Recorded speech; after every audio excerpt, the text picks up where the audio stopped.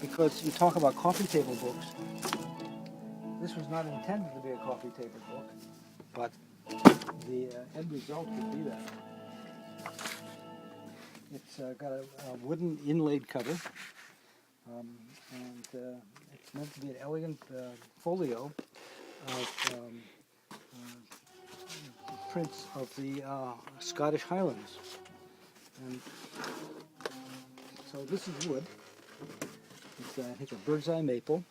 It's got a seal on it, and you know, this is inlay right around the edges, and unfortunately become unbound, disbound they call it.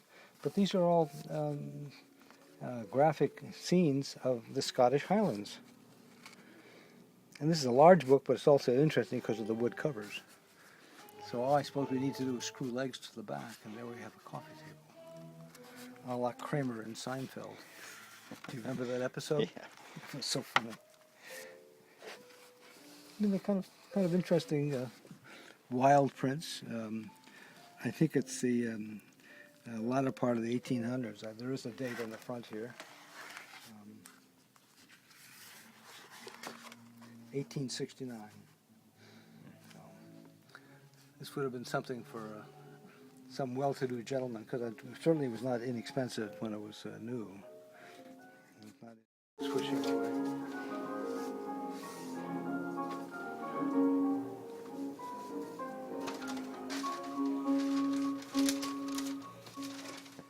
So I take it out. Yeah, see, all you see is this this thing on it here.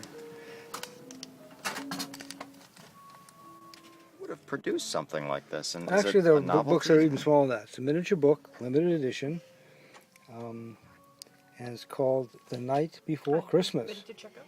Yeah, this is my stack. But you get some idea of the size of this one, because I put my hand on the other one, which was only a Are you small. able to open it? Oh, sure. And I believe this is leather on the cover, Elaine? So, We think it's leather. I don't want to open it too much. It's Yeah. not this old, but you see how tiny the type is? I mean, even with a magnifying glass, you're going to have trouble with that. But some typographer set that type and did it. It does have some illustration to it, too. Oops, sorry. Probably other illustrations also. So that's the smallest book you own. And they make them smaller than that, Oh, huh? they make them smaller than that, yeah. I'm sure some expert would say, oh, that's big compared to the really smallest one.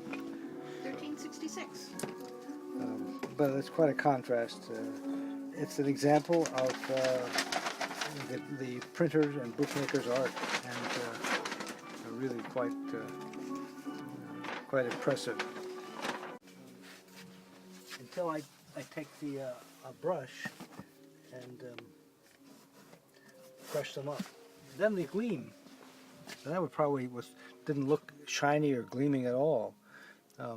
But look at it now. I mean, that's I don't think it's genuine gold, but it's a nice top. This is a volume of Whittier, John Greenleaf Whittier, and it was printed around the turn of the century. This would be in 1894. So it's 115 years old. 17 years old.